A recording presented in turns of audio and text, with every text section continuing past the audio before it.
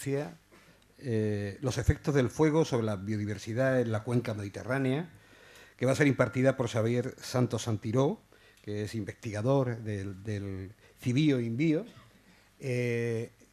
y que viene a ser una nueva conferencia dentro del ciclo que llamamos Investigar Ceuta, que, como sabéis, es un ciclo que estamos haciendo en colaboración la Biblioteca Pública del Estado y el Instituto de Estudios Ceutíes. En este caso es su sección de ciencia, la sección de ciencias del Instituto Ceutíes, nos acompaña además su decano, José Luis Ruiz. Contamos con la presencia del autor, del conferenciante, Xavier Santos, y de Saúl Lluvero, miembro de la sección de ciencias del Instituto, miembro también de la Junta Rectora del Instituto, que nos va a ayudar a la presentación más en detalle de nuestro conferenciante de hoy. Sin más, pues le doy la palabra a Saúl. Voy a ser muy breve porque tenemos una hora más tiempo de regalo para preguntas, pero Xavier requiere una presentación en condiciones porque es una figura importante. Xavier Santos realizó su tesis doctoral en el año 2000 en la Universidad de Barcelona con el estudio de la ecología de la culebra viperina en el delta del Ebro. Su doctorado se centró en la ecología y la conservación de dicha especie, Natrix maura, que vive en un paisaje muy alterado. Después de su doctorado, extendió su interés a las comunidades de reptiles del Mediterráneo con el objetivo de identificar qué características del ciclo de vida hacen que las especies sean vulnerables a la extinción. Su área de actividad científica es la interfaz entre ecología, biología evolutiva y conservación de reptiles mediterráneos. Desde hace 12 años, desde el 2006, estudia los efectos del fuego sobre las comunidades de organismos. Su investigación se centra en la respuesta de los reptiles y otras especies de fauna mediterránea al fuego. Debido a las mayores posibilidades de incendios con el devenir de los años, Xavier Santos trata de analizar la respuesta de las especies mediterráneas a los regímenes de incendios actuales y qué características funcionales reducen su resiliencia en escenarios de alta frecuencia de incendios. Con este enfoque pretende contribuir a comprender cómo las especies responden al fuego a nivel molecular, fisiológico y comunitario. Ha sido investigador y ha disfrutado de 4 becas postdoctorales en la Universidad de Granada, al Servicio de Parques Naturales de la Diputación de Barcelona, el Centro de Ecología Funcional y Evolutiva de Montpellier, el Centro de Investigación en Biodiversidad y Recursos Genéticos en Oporto. También es autor de cerca de 200 artículos científicos y ha participado en numerosos proyectos de investigación nacionales e internacionales. Recientemente ha recibido un proyecto del Instituto de Estudios Ceutíes como investigador principal para estudiar el impacto del fuego en las comunidades de reptiles en la vertiente africana del Mediterráneo occidental. Y también ha participado en otro proyecto becado por el IEC, el Instituto de Estudios Ceutíes, sobre el impacto de los aljibes en reptiles y anfibios en zonas del norte de África. Y actualmente es profesor de educación secundaria en un centro público de Barcelona. Y simplemente terminar recalcando que Xavier es una de las figuras dentro de la herpetología en España. Y todo tuyo, Xavier. Podemos pensar que los incendios es un problema que tenemos en la península ibérica o en el Mediterráneo, ¿no? Pero realmente no es así. Este primer mapa nos muestra todas las zonas del planeta donde hay o ha habido incendios forestales. Y lo que podéis ver es que, excepto los polos, evidentemente, ¿vale? Y las zonas desérticas, en la mayoría de los sitios hay incendios forestales. Por tanto, los incendios es algo bastante común que ocurre en muchos sitios. Por tanto, tenemos que pensar...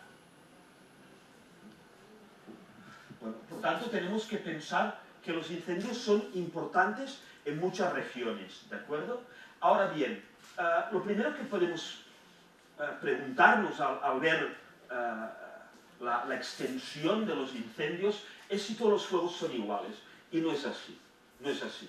En cada región nosotros podemos definir lo que es un régimen de fuegos, y el régimen de fuegos de una zona viene determinado por la frecuencia con que una zona se quema, con la intensidad en que la vegetación se quema, la época del año en que esto ocurre, la extensión que va a tener el fuego. Hay zonas donde los fuegos pueden tener una extensión de 100 hectáreas, mientras que hay otras donde pueden llegar a quemarse hasta 20.000 hectáreas o más, ¿vale?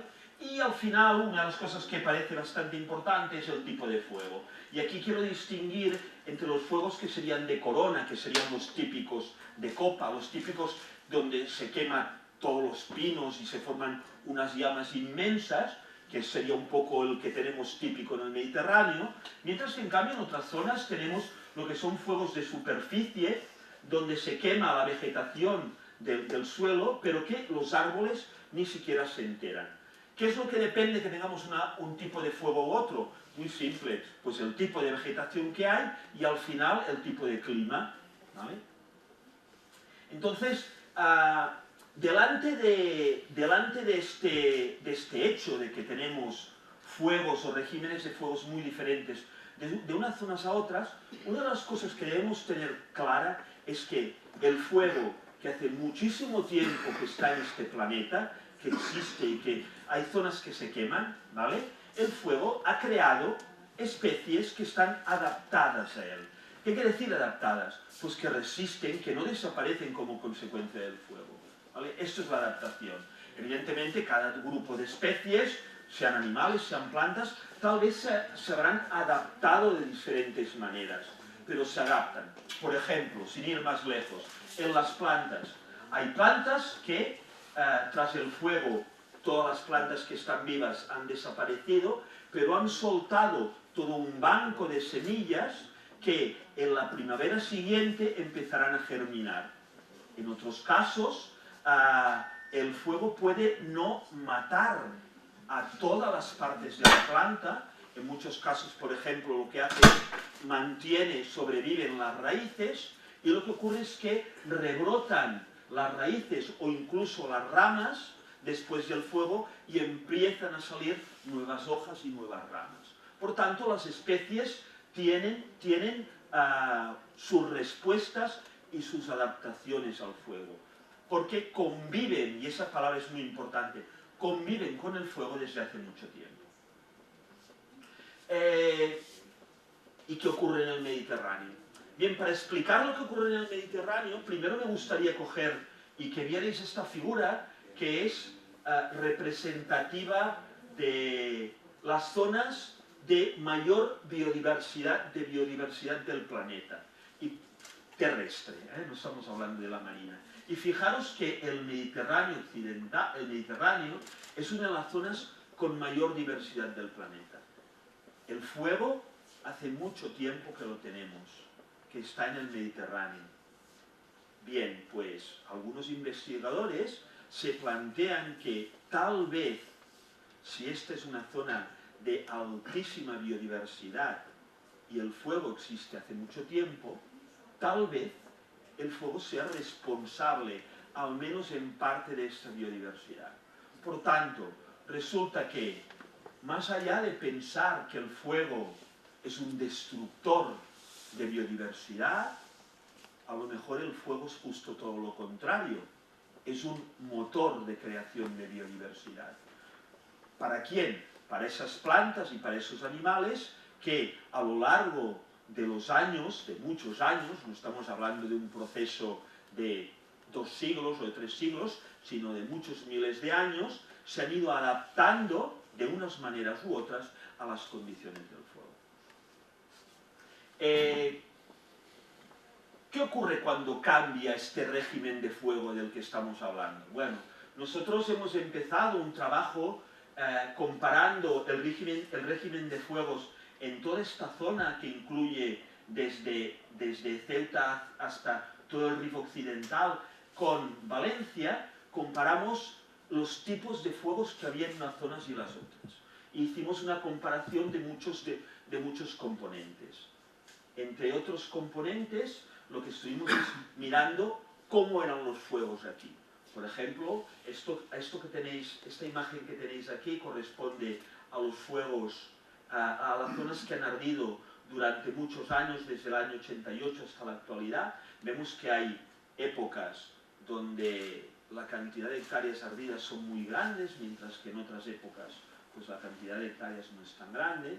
Pero en general nos encontramos con que el régimen de fuegos que hay en el Mediterráneo occidental, en esta zona, es de fuegos que se van produciendo en ciertos periodos y que tienen una extensión no demasiado grande, ¿vale? Pero entonces lo que hicimos fue comparar los fuegos de esta zona de África con los fuegos en Valencia. Y en Valencia lo que hicimos fue dividir las zonas quemadas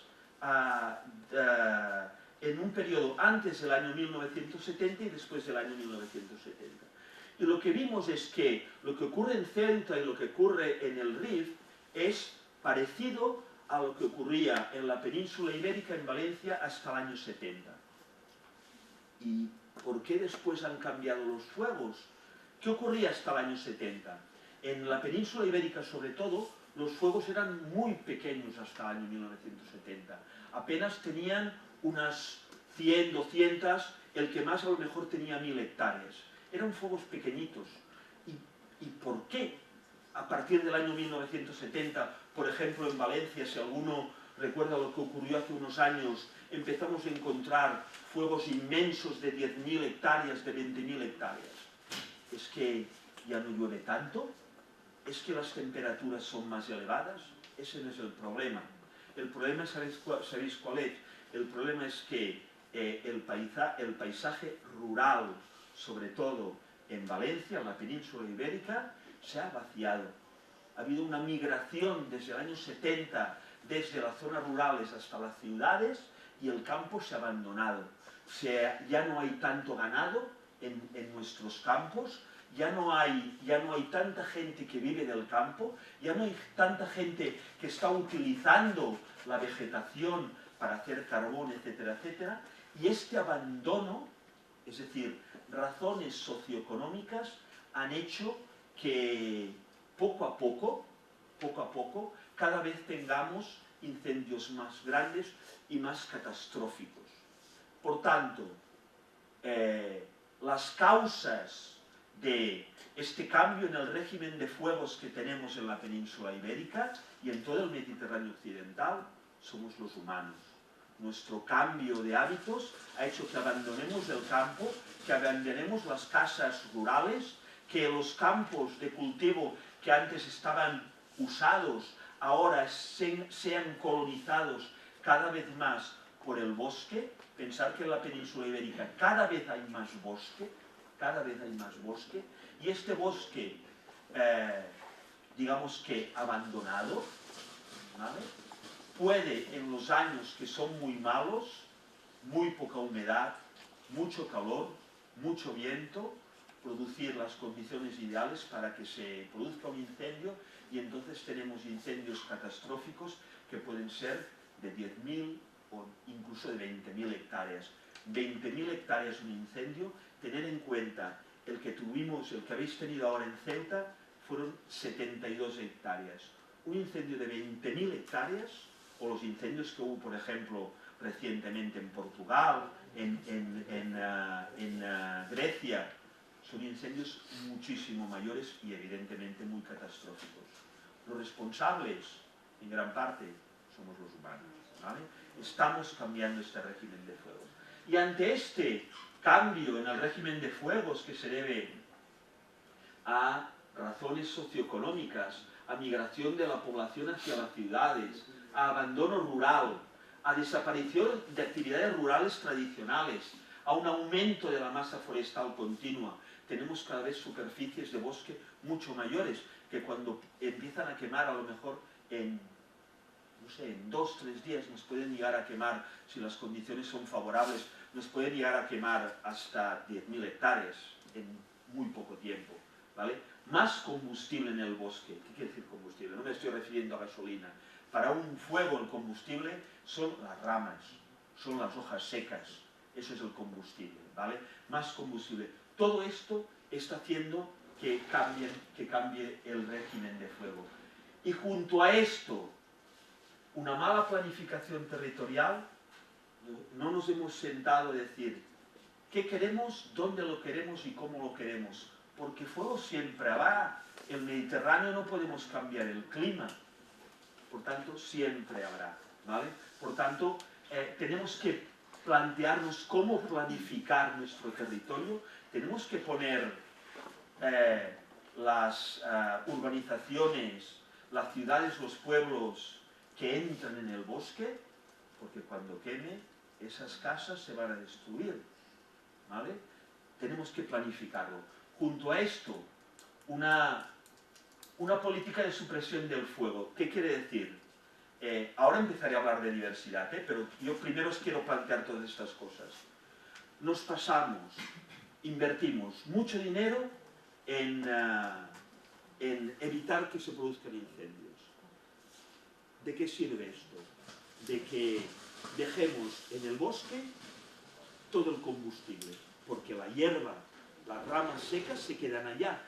Cuando las condiciones son malas, ya no sirve de nada que estemos intentando evitar fuegos, porque se va a quemar todo el golpe. Por tanto, esta supresión de fuegos, de alguna manera, puede acabar afectando a que haya después macrofuegos muy grandes. Y luego, evidentemente, el cambio climático, menos lluvias, más temperatura, también nos favorecen que haya grandes macroincendios. Bien, en resumen, el fuego es una perturbación natural que modela nuestro paisaje, actúa como un filtro ecológico, de manera que las especies se van adaptando al fuego, ¿vale? Hay cambios socioeconómicos que están modificando el fuego y ante todo esto, nuestra pregunta, porque los científicos siempre empezamos nuestra investigación haciéndonos preguntas. Un científico que no se hace preguntas no va a tener bien enfocada su investigación. Siempre debemos hacernos preguntas. Mi pregunta, me la hice en el año 2005 y me ha llevado hasta hoy, es: ¿están preparadas las especies para responder a estos cambios en el régimen de fuegos en la cuenca mediterránea, que es donde yo trabajo? Y yo me he dedicado a intentar responder a esta pregunta durante tiempo. Lo que debemos tener en cuenta es que en el Mediterráneo, como llueve poco, debemos tener en cuenta que las cicatrices del fuego duran mucho tiempo. Esto es una zona donde yo estuve trabajando. En el año 2003 se produjo un incendio muy importante en el Parque Natural de Sant Llorenç del Munt. En el año 2007 tomé esta fotografía, bueno, lo he marcado para ayudar, pero fijaros que claramente la zona hasta donde llegó el fuego se ve perfectamente. Esta cicatriz durará tiempo, porque la vegetación se recupera en el ámbito mediterráneo lentamente, ¿vale? Por tanto, las cicatrices del fuego duran poco tiempo. Y por tanto, nosotros estudiamos cómo a lo largo del tiempo después del fuego se produce lo que llamamos una sucesión ecológica post-incendio. Y en este sentido, lo que encontramos es que a medida que la vegetación va cambiando, encontramos los colonizadores recientes, es decir, especies que ya llegan justo después de, o prácticamente al día siguiente del fuego. El otro día lo hablábamos, ¿no?, que habíais visto ya algunos insectos que habían llegado ya a las zonas quemadas justo al día siguiente de que se hubiera producido el incendio. Luego encontramos especies que colonizan las zonas quemadas cuando tenemos arbustos, etcétera, etcétera. Y luego tenemos algunas especies que colonizan las zonas cuando el bosque ya está maduro. Lo que no debemos pensar es que a los 2 meses de producirse un fuego ya vamos a tener otra vez lo mismo que teníamos antes. No, eso no es así.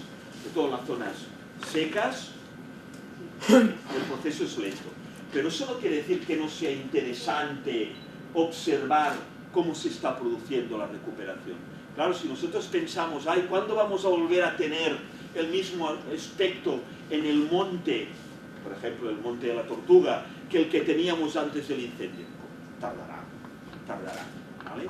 Pero eso no quiere decir de que no sea interesante el tipo de especies que aparecerán antes, ¿vale? Porque a lo mejor incluso pueden ser más interesantes desde un punto de vista ecológico que las últimas. Bueno, nosotros estudiamos muchas cosas, por ejemplo, vemos qué especies aparecen, responden al fuego, ¿vale? Y estudiamos la respuesta funcional de las especies, la respuesta taxonómica. No me voy a alargar con esto porque deberíamos necesitar un poquito más de tiempo. Pero para que os hagáis una idea, cuando nosotros estamos mirando una zona que se ha quemado, debemos pensar que sí que hay un montón de especies allá y por tanto esas especies puede ser interesante estudiarlas, pero es que estas especies no solamente están allá, tenemos un montón de especies en la zona, en un territorio cualquiera, pero es que estas especies están interactuando entre ellas, se están relacionando, unas se comen a otras viven en unos determinados sitios, unas se mueven andando, otras corriendo, unos son depredadores, otros son parásitos, unos son herbívoros, otros son carnívoros. Por tanto, cuando nosotros estudiamos la respuesta de la fauna al fuego, debemos tener en cuenta que todas estas especies interactúan. Y en todo este contexto debemos también tener en cuenta que el ser humano hemos hecho sobre las especies muchos cambios. Bueno, sobre todo las personas que son ya bastante mayores, ¿vale? Nos pueden ilustrar cómo el territorio ha ido cambiando a lo largo del tiempo. Esto es un ejemplo en Sant Llorenç Savall, en la provincia de Barcelona, pero nos encontraríamos en cualquier otro caso, seguro que encontraríamos cosas parecidas. Esta foto corresponde al pueblo a principios del siglo XX. Fijaros que no había ni un solo árbol. Recordáis que hubo en Francia el caso de una gran plaga sobre las viñas, que era la filoxera. Los españoles empezaron a plantar viñas para poder sustituir pues, el comercio que se había detenido en Francia, ¿vale? Y en algunas zonas lo pelaron absolutamente todo, ¿vale? Estaba todo aterrazado. Cuando se recuperó Francia, porque trajeron las raíces de las viñas de Estados Unidos, de América, pues el negocio en España se detuvo, no del todo, pero se detuvo, y entonces se convirtieron muchas terrazas de viña en bosques, ¿vale? Esto, por ejemplo, son los años 70, los años 80, 90, donde estaba lleno de pinos.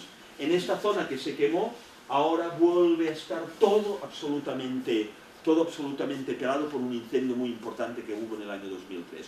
Por tanto, cambiamos nuestro territorio, a veces porque queremos, porque cambiamos el tipo de agricultura que hay, y otras veces lo cambiamos pues porque existen incendios forestales que pueden arrasar. En este caso, este incendio quemó 16.000 hectáreas.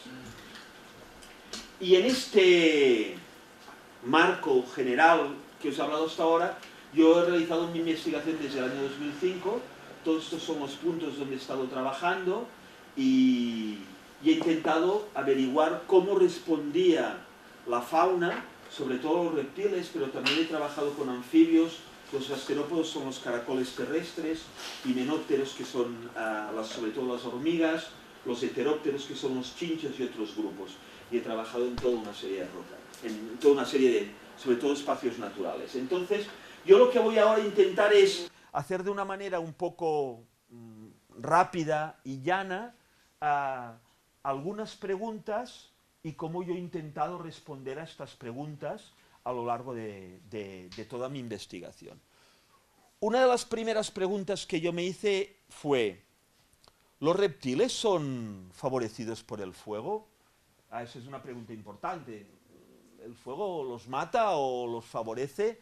Bueno, entonces nosotros lo que hicimos fue, bueno, hemos hecho muchas cosas, hemos hecho mucho trabajo de campo, pero una de las cosas que se puede hacer es coger las maravillosas imágenes satélite que ahora están disponibles y que se pueden utilizar, compararlas, por ejemplo, entre dos periodos diferentes, por ejemplo, entre el año 1999 y el 2011, entre los cuales en esta zona, que es el Parque Nacional de Peneda Gerês, el único parque nacional que hay en el norte de Portugal, pues las comparamos, las transformamos en una serie de píxeles, cada uno de los cuales representa un tipo de hábitat diferente, y entonces lo que hicimos fue contar los píxeles, no a mano, sino con una máquina, ¿no?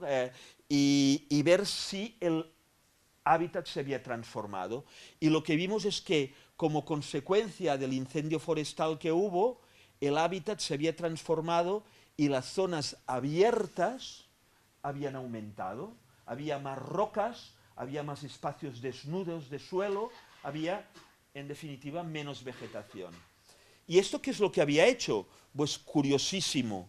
Había hecho que esta especie, que seguramente si habéis andado por las zonas de vegetación, de bosque de Ceuta, seguramente la habréis visto. Este es la lagartija colilarga. Es probablemente en el noroeste de África y también en la península ibérica, sin duda, la especie más abundante de lagartija de todas. Si alguna vez vais por el monte y oís un ruido, seguro que es una lagartija y casi seguro será una de estas, ¿vale? Vive en todas partes. Bien, pues vive en todas partes que son zonas mediterráneas, ¿vale? Esta especie tan común nunca había estado en este parque nacional. Después del incendio lo encontramos. ¿Qué quiere decir esto? Pues que al abrirse el bosque como consecuencia del fuego, hizo que algunas especies que nunca habíamos encontrado en un determinado bosque las encontráramos por primera vez. Por tanto, lo que está claro es que hay algunas especies de reptiles que se ven favorecidas por el fuego. Nos seguimos preguntando si los reptiles eran favorecidos por el fuego, y en este caso lo que hicimos fue estudiar una zona en el sur de Francia, que es la zona de la Provenza, cerca de Niza, entre Niza y Marsella, que se quema muy a menudo. Aproximadamente cada 10 años hay un incendio, y además son incendios en verano que son muy potentes, son muy fuertes, son muy destructores, y aunque esa zona es una zona de alcornocal, el alcornoque soporta muy bien el fuego, porque tiene una corteza muy gruesa, lo que vimos es que en las zonas que nunca se habían quemado, la diversidad, no os voy a explicar todo esto, pero la diversidad de reptiles era muy elevada. Cuando se producía un incendio o incluso muchos incendios, encontramos algunas zonas que desde los años 40-50 se habían llegado a quemar 10 veces. Eso significa un incendio cada 7 u 8 años, que es mucho. Bueno, pues cuando se producían los incendios en esta zona del sur de Francia, curiosamente la diversidad de reptiles disminuía mucho y el número de especies también disminuía mucho. Por tanto, encontramos una zona donde, a diferencia del norte de Portugal, en esta zona los incendios realmente eran muy malos para la diversidad de reptiles.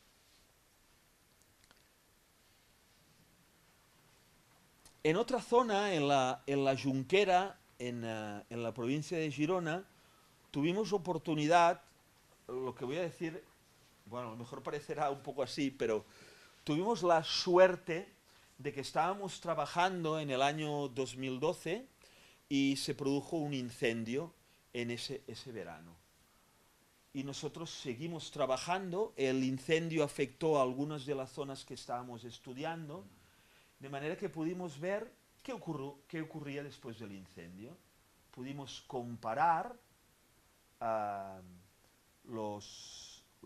zonas donde habíamos estado muestreando reptiles antes y después del fuego.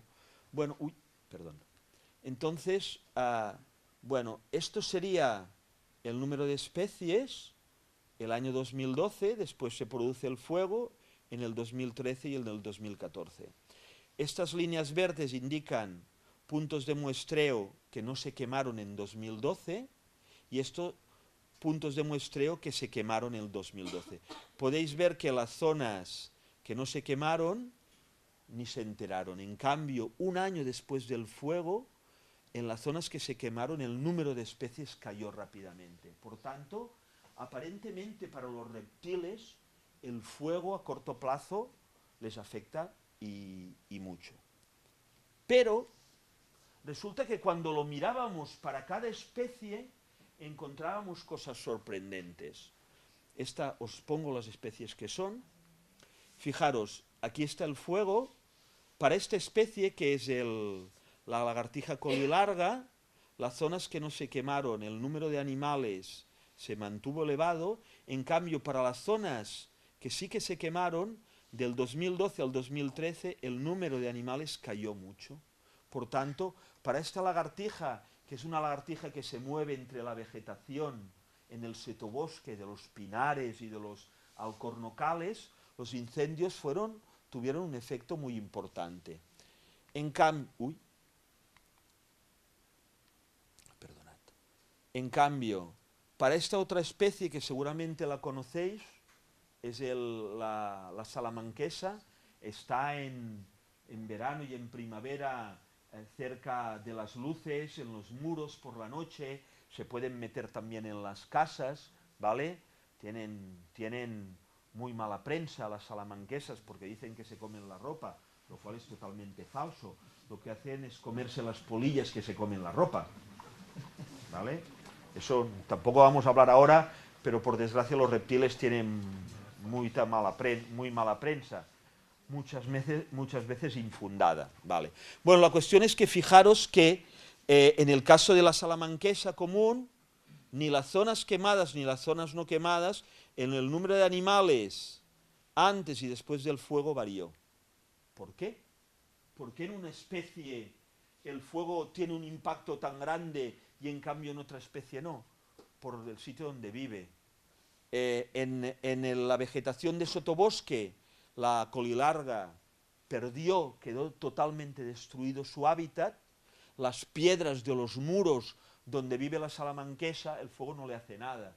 Pensad que una salamanquesa, cuando viene el fuego, se mete debajo de un agujero o debajo de una piedra y a una cierta profundidad ni se entera de que ha pasado el fuego. Sobre todo si es un fuego un poco rápido, ni se entera, ¿vale? Por tanto, el hábitat acaba siendo un factor muy importante para entender qué especies van a resistir el fuego y qué especies no. Como os decía antes, nosotros analizamos qué ocurre los años siguientes después del fuego. Bueno, yo tengo que deciros que yo no estoy durante 8 o 10 años yendo a los mismos sitios quemados. Lo que hago es decir, bueno, esta zona se quemó hace 5 años, esta se quemó hace 20, esta se ha quemado solamente hace 2, y entonces utilizo esto para ver cómo a lo largo del tiempo las comunidades de reptiles van evolucionando. Esto sería, time since fire sería tiempo después del fuego en años. Aquí tenéis la abundancia de la tortuga mediterránea, del lagarto celado, ¿vale? Que sería el equivalente al lagarto que hay aquí, es otra especie, pero es el equivalente en cuanto ecológicamente hablando que la especie que hay en la península ibérica, y aquí está la salamanquesa común. Bueno, pues podéis ver que después del fuego la tortuga mediterránea cada vez es más abundante, por tanto necesita ambientes muy maduros. Las máximas abundancias se producen en zonas que no se han quemado hace 30 o 35 años, esto es en la Junquera, aquí arriba. El lagarto celado lo mismo, necesita ambientes muy maduros donde poder vivir, y en cambio la salamanquesa es justo todo lo contrario. Las zonas recientemente quemadas es donde hay más animales, y en cambio las zonas que hace mucho tiempo que no se han quemado prácticamente no hay animales. ¿Qué quiere decir esto?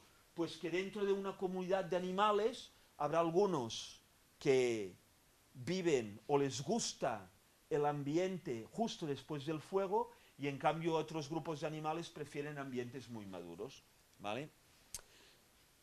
Por tanto, en realidad es un poco como la sociedad. humana, ¿no? A unos nos gustan o nos convienen un tipo de hábitats o un tipo de hábitos, y en cambio a otros individuos o a otras especies les interesan otros tipos de hábitos. Por suerte, como el medio cambia, porque el medio va cambiando, ¿vale? Las especies pueden ir alternándose y sustituyéndose de unas a otras. Veréis que después esto tiene algunas consecuencias. Pero ¿y el hábitat? Bueno, este trabajo que os voy a presentar ahora es el que he hecho con mi estudiante de la Universidad de Tetuán, que está aquí, Ibrahim, y fue gracias a un proyecto del Instituto de Estudios Ceutíes, en el que también hemos estado prospectando los incendios del Monte La Tortuga que hubo hace unos años. Entonces, la mayoría de incendios que ocurren aquí se producen sobre pinares y sobre alcornocales. El alcornocal es un árbol, es un bosque nuestro, autóctono, nativo, bueno, llamamos de diferentes maneras. Además, el alcornoque, por sus cortezas, resiste muy bien el fuego. Prácticamente después de un incendio, el otoño siguiente al fuego, ya empiezan a rebrotar las ramas otra vez. Ni siquiera los árboles mueren, ¿vale?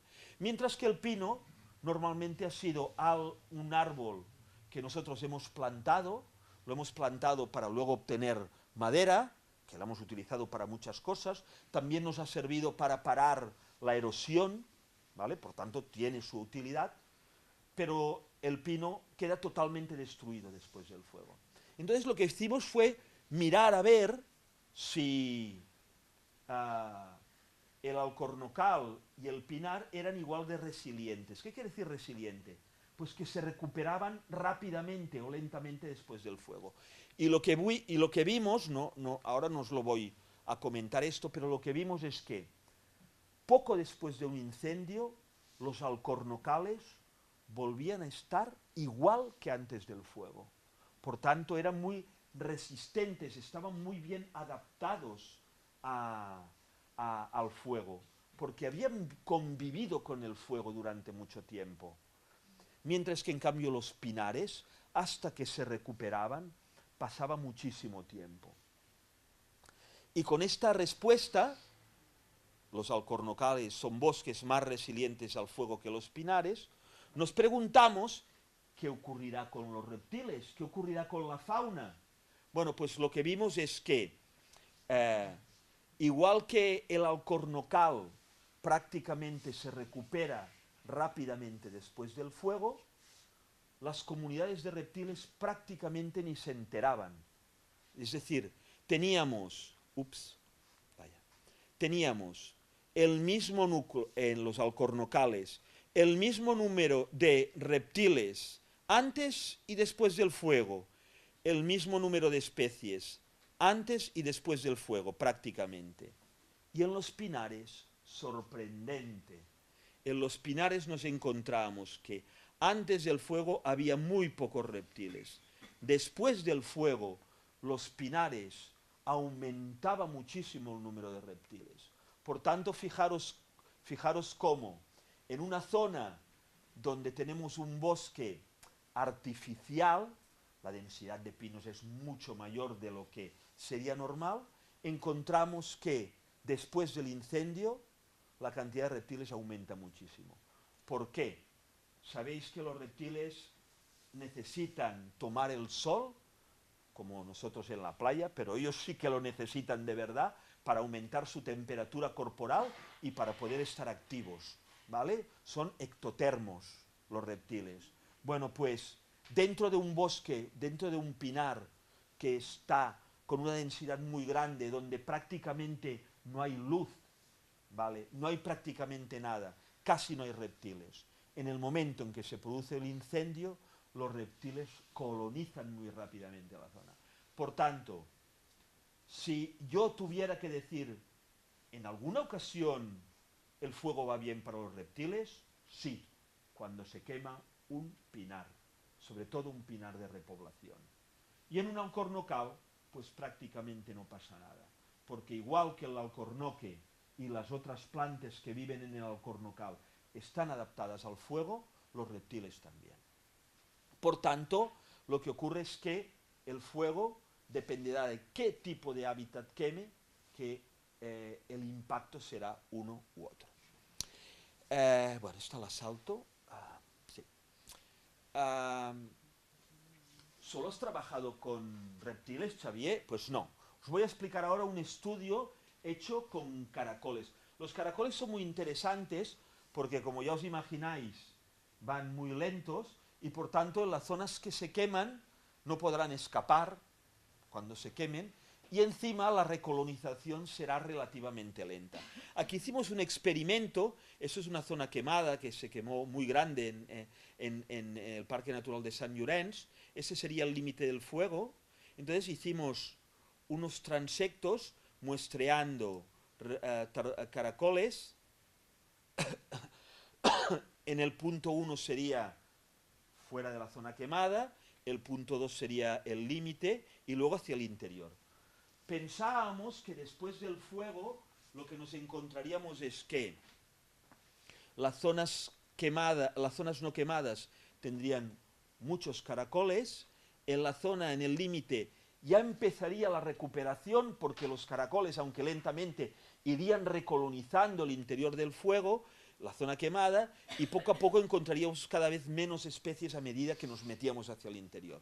Bueno, pues cuando miramos el número de especies, lo que vimos es que la zona no quemada era donde había más especies de caracoles,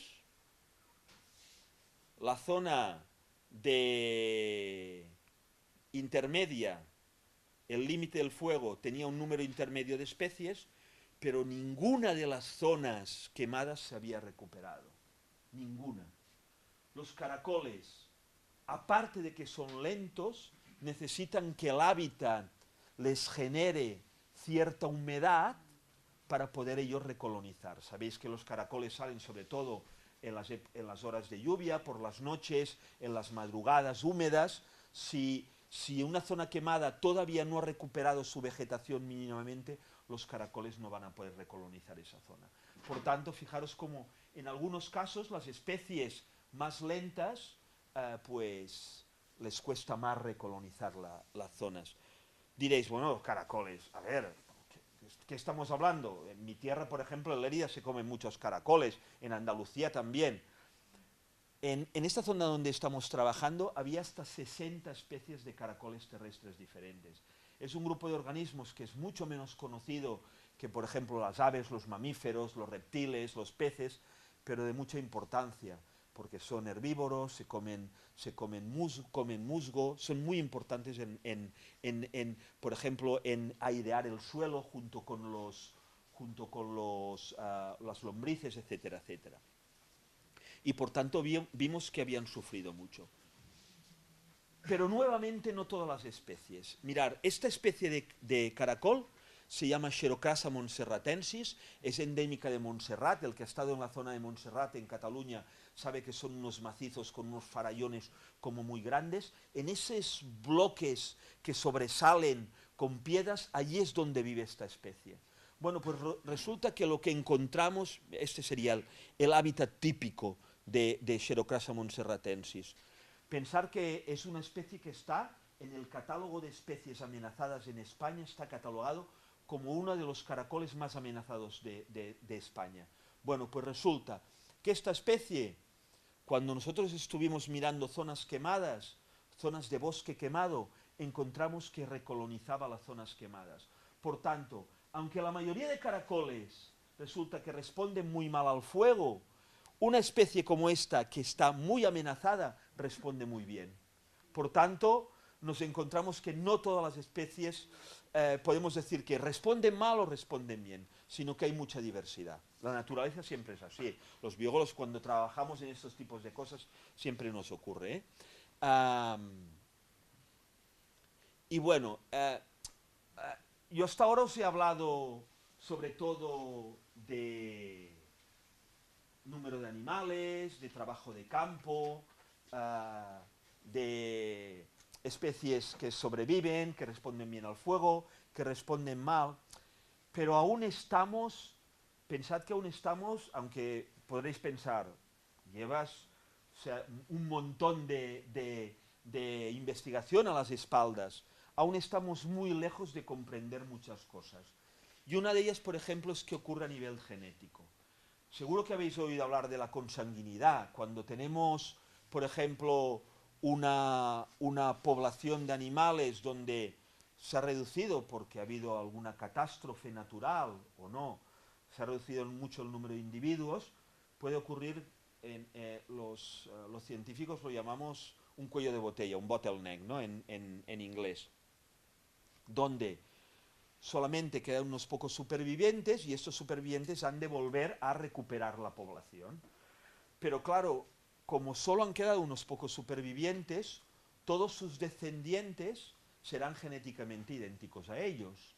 Y a la larga, esta falta de variabilidad genética puede llegar a producir problemas, por ejemplo, mutaciones entre animales que son muy consanguíneos y se cruzan entre ellos, etcétera, etcétera. Bien, nos preguntamos qué es lo que podría ocurrir a nivel genético con poblaciones de animales que viven en zonas donde hay fuegos muy recurrentes, se producen muy a menudo, ¿vale? Y estudiamos en el norte de Portugal, donde os aseguro que es una de las zonas que más se queman de las que yo he visitado. Por muchas razones se queman muy a menudo. Estudiamos esta especie que es una lagartija, una lagartija de pared, de muro, muy frecuente por allí, se llama Podarcis guadarramae, bueno, ese es el nombre científico, ¿vale? Entonces estudiamos estas 10 poblaciones que hay aquí, ¿vale? Donde había en algunos casos un número de incendios súper grande, 8 o 9 incendios habían llegado a acumularse en los últimos 40, 50 años, o sea, eso es una barbaridad, eso significa un incendio cada 4 o 5 años, o sea que es muchísimo. Claro, podréis pensar, ¿y por qué se quema tanto? El norte de Portugal, pensad que es como Galicia, llueve muchísimo. Entonces, ¿qué ocurre? Que la recuperación de la vegetación es muy rápida, pero hay muchos incendios provocados, entre otras cosas provocan incendios para tener pasto fresco para el ganado, porque allí hay mucho ganado, hay varias razas de vacas autóctonas, entonces lo queman muy a menudo, a veces se les va la mano y ocurren los incendios y las catástrofes de las cuales ya habéis oído hablar, desgraciadamente, ¿no? Por tanto, hay muchísimos incendios. Entonces, lo que hicimos fue estudiar con un marcador genético, los microsatélites, ver si había variabilidad genética en estas poblaciones. Entonces, nosotros, ¿qué es lo que pensábamos? Pensábamos lo siguiente: incendio, mueren la mayoría de las lagartijas. Las pocas que sobreviven van a tener a lo mejor 4 o 5 años para recuperarse. Y a los 4 o 5 años otro incendio. Volverán a quedar solamente 4 o 5 lagartijas. Y se recuperarán, volverán a crear otra población y otro incendio. Y así continuamente. Con lo cual, poco a poco, lo que nosotros pensamos es que la variabilidad genética se habría reducido, porque con cada incendio habría mucha mortalidad y recuperación a partir de unos pocos animales. ¿Y qué es lo que vimos? Justo todo lo contrario.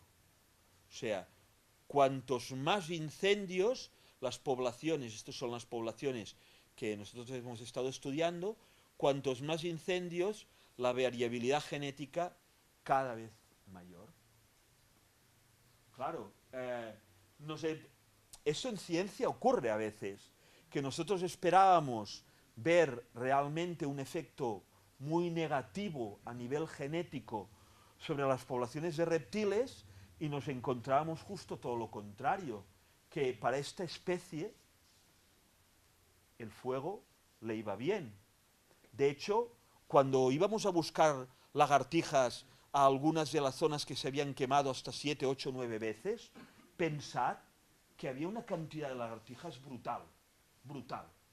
Y claro, decías, bueno, esto, ¿cómo puede ser que haya tantas lagartijas, será porque el ambiente les es muy favorable, mucho sol, poca vegetación, efectivamente, pero es que a nivel genético también les iba muy bien, lo cual significa que realmente, al menos para esta especie, a nivel poblacional, pero tampoco a nivel genético, les van nada mal los incendios, ¿vale? Eso no quiere decir que a lo mejor para otras especies les fuera bien.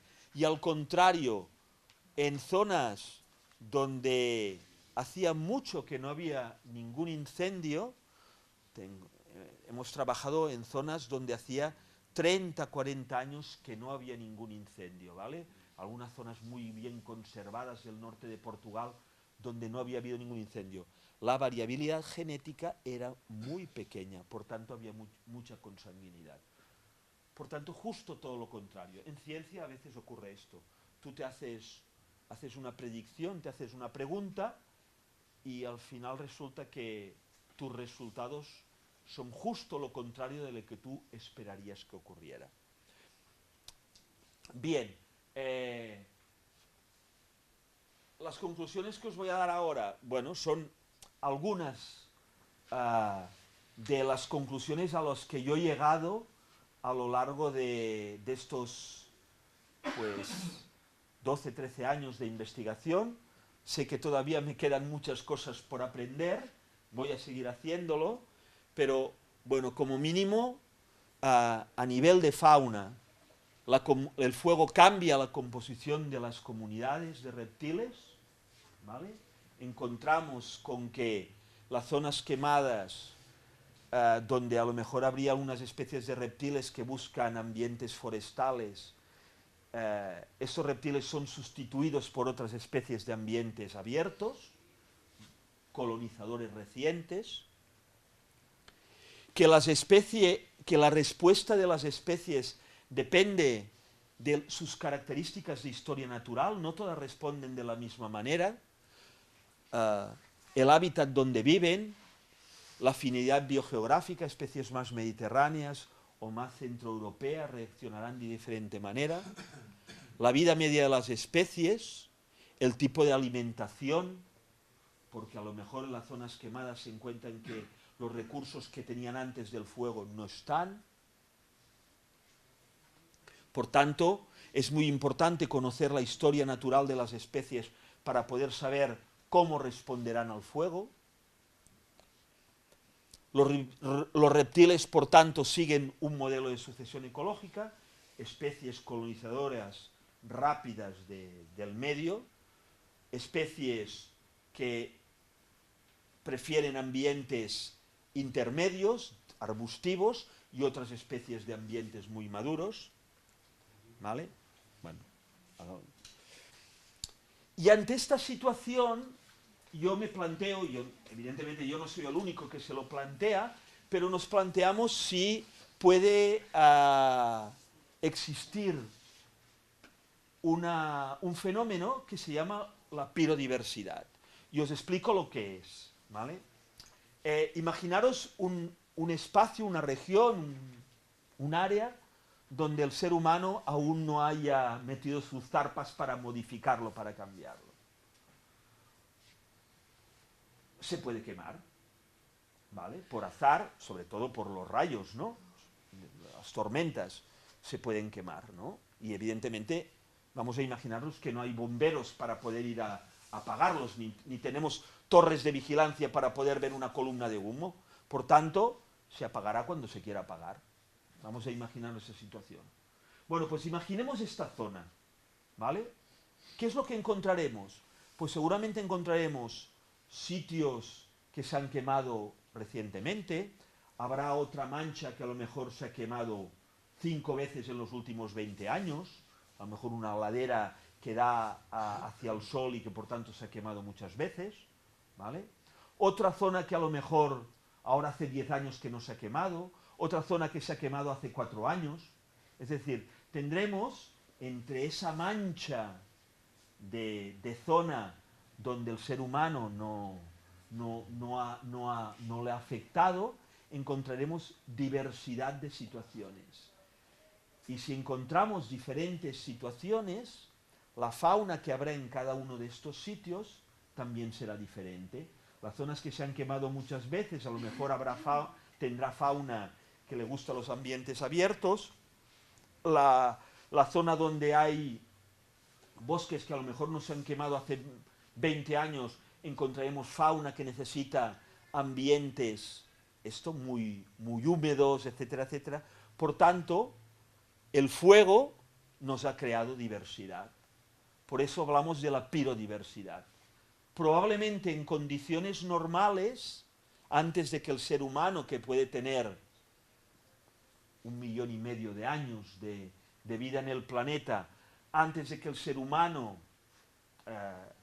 pues lo ocupara y lo manipulara, lo cambiara, es muy probable que uno, no el único, pero uno de los grandes procesos que creó diversidad del paisaje fuera el fuego. Y con ello, lo que os había dicho al principio, mucha diversidad, mucha adaptación de las especies, muchas especies pirófitas que responden muy bien al fuego, etcétera, etcétera. Pero es cierto, yo no voy a ser aquí el defensor a ultranza de cualquier tipo de fuego, ¿vale? El cambio de régimen de fuego que en parte estamos provocando los humanos con nuestras actividades, con nuestros usos, ¿vale? Puede para la diversidad ser un problema a relativamente corto plazo, ¿vale? Con todo, yo quiero ahora hacer así una última diapositiva que es un poco positiva, ¿no? Yo tiendo a ser siempre muy positivo con algunas cosas, sobre todo con el mundo de la ciencia, ¿no? Y entonces, pues bueno, nos fuimos con Saúl ayer a ver el último incendio que fue este verano, hace 1 mes y medio aproximadamente, ¿no? Y claro, si nosotros vemos la zona que se quemó, pues realmente uno puede decir, sobre todo, pues si antes del incendio había visitado la zona y pues probablemente pues se puede poner muy triste, ¿no? De ver, entre otras cosas, pues porque toda la vegetación ha quedado arrasada, ¿vale? Y además con el peligro de que prácticamente el fuego llegó hasta las primeras casas. Yo no voy a decir... quiero hacer un comentario solamente. A ver, para mí el fuego, en primer lugar, cuando mata personas, muchas veces bomberos, o yo conozco casos de incendios que han matado personas. Bueno, Portugal hace recientemente, pero incendios más cercanos, ¿no? Eso es lo primero, ¿no? Sin duda, la pérdida de vidas humanas es irreemplazable, ¿no? Y en segundo lugar, pues la destrucción de los bienes humanos, ¿no? Las casas, los campos de cultivo, etcétera, etcétera. Pero es que resulta que muchas veces nosotros no estamos dejando margen entre el bosque y nuestras ciudades, nuestros pueblos. O sea, la gracia de tener una casita en el monte rodeada de árboles, pues tiene sus peligros. Tiene sus peligros, ¿vale? Entonces, si nosotros pensamos que no pasará nada, nos equivocamos, porque muchas veces los árboles que ponemos, los árboles que hay, son muy inflamables, pinos, por ejemplo, eucaliptus, etcétera, etcétera. Y por tanto, a ver, sí, el fuego es el destructor, pero es que nosotros nos hemos acercado demasiado al límite del bosque como para marcar un poquito de seguridad, ¿vale? Pero bueno, sin duda, pues el fuego es destructor y la vista inmediata después del fuego es realmente da pena, ¿no? Pero vamos a fijarnos con un poquito más de detalle. Esto es en el mismo sitio, ¿eh? Esto es en el mismo sitio. Esto es un brezo, y esto es el pistacho. Vamos a ver. Ay, perdón, el pistacho, el palmito, perdonad, el palmito, ya estoy un poco cansado. El palmito. Vamos a ver, ¿qué ha ocurrido? No ha pasado ni un mes, o un mes y pico. Durante este mes y pico me confirmó Saúl que no había llovido más que un día. Es decir, o 2 días, y ha sido recientemente. ¿Qué ha ocurrido? Pues que las plantas están adaptadas al fuego y tienen sus recursos para responder. Especialmente el palmito. Fijaos cómo es verdad que las hojas han muerto, se han quedado carbonizadas, pero es que incluso los troncos han sobrevivido y de los mismos troncos ya han salido nuevas plantas. No nos olvidemos que las ashes me sale, ahora me sale en inglés, ashes, las cenizas van a ser parte de los nutrientes que la vegetación va a tener para volver a rebrotar, para volver a germinar. Y aquí solamente os estoy hablando de 2 especies, el enebro, que la parte aérea muere, el brezo, perdón, el brezo, la parte aérea muere, pero la raíz, la parte subterránea no muere, no queda afectada para nada por el incendio, y si hay suerte y llueve un poco más, dentro de un par o 3 de años vamos a tener el mismo brezo de un porte ya parecido a muchos de los brezos que teníamos aquí. Y eso solo es el principio, porque en primavera todas las plantas que han muerto, pero que a lo largo de estos años antes del fuego han ido soltando sus semillas, esas semillas van a empezar a germinar y esto va a estar completamente lleno de plantas. Mirad, en Valencia, donde en el año 2012 hubo un incendio de 20.000 hectáreas, empezamos a trabajar. En el 2013 tuvimos la suerte de que fue un año muy lluvioso. Un compañero nuestro de la Universidad de Valencia que trabaja en vegetación en plantas dijo: he visto florecer algunas plantas que hacía muchos años que no veía florecer aquí. ¿Dónde estaban esas plantas? Las semillas estaban allá. Las condiciones antes del fuego no habían sido propicias para que todas estas semillas salieran. Por tanto, comprendo la desolación, la pena, y más, bueno, en este caso no ha habido pérdidas humanas, pero puede ser que hubiera habido alguna destrucción de algún bien, y eso es así, y es irremediable, ya está.